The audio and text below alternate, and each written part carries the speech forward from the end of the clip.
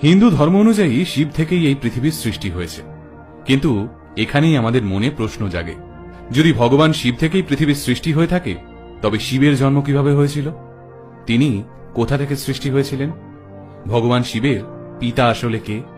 চলুন আজকের ভিডিওতে আমরা হিন্দু ধর্মের সবচেয়ে প্রাচীন রহস্যটির সমাধান করার চেষ্টা করি। ভগবান শিব যদি পৃথিবীর সৃষ্টিকর্তা হন, তাহলে শিবের সৃষ্টিকর্তাকে? এই প্রশ্নের উত্তর লুকিয়ে রয়েছে শিব পুরাণ বইটিতে। এই শিব পুরাণ অনুযায়ী একবার এক ঋষি ভগবান শিবকে সরাসরি প্রশ্ন করে বসেন, হে দেবাদিদেব মহাদেব, আপনার পিতাকে? এতে ভগবান শিব একটুও রুষ্ট না হয়ে উত্তর দেন, আমার পিতার নাম ভগবান ব্রহ্মা। তখন সেই ঋষি বলেন, তাহলে ভগবান ব্রহ্মার পিতাকে? শিব উত্তর দেন, ভগবান ব্রহ্মার পিতা হলেন ভগবান বিষ্ণু। এরপর সেই ঋষি আরো কৌতূহলী হয়ে জানতে চান, তাহলে ভগবান বিষ্ণুর পিতাকে?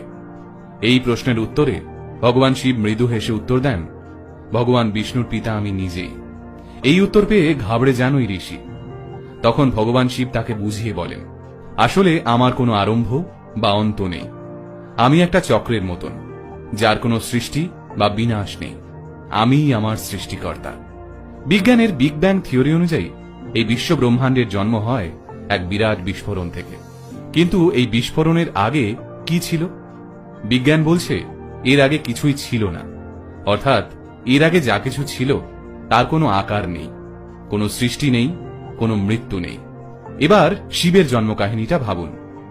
ভগবান শিবের সৃষ্টিকর্তা ভগবান শিব নিজে, অর্থাৎ শিবের আগে কিছুই ছিল না, শিব থেকেই সবকিছুর শুরু।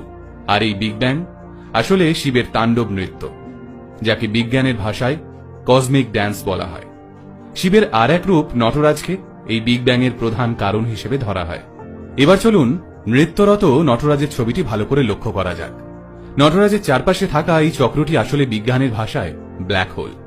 এই ব্ল্যাক হোলের সৃষ্টি হয় ভগবান শিবের তাণ্ডব নৃত্যের ফলে তৈরি হওয়া ভাইব্রেশন এবং এনার্জির মাধ্যমে।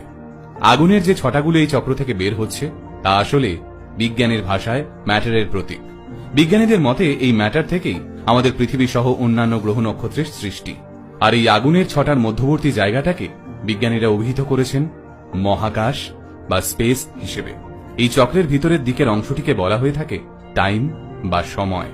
আধুনিক বিজ্ঞানের মতে এই বিশ্ব ব্রহ্মাণ্ডের সমস্ত জিনিসের উৎপত্তি হয়েছিল শূন্য থেকে, আবার তারা একটা সময়ের পর সেই শূন্যতেই মিশে যায়।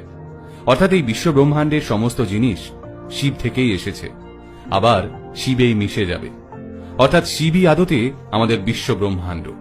যদি আপনি কোনো বৈজ্ঞানিককে প্রশ্ন করেন এনার্জি বা শক্তি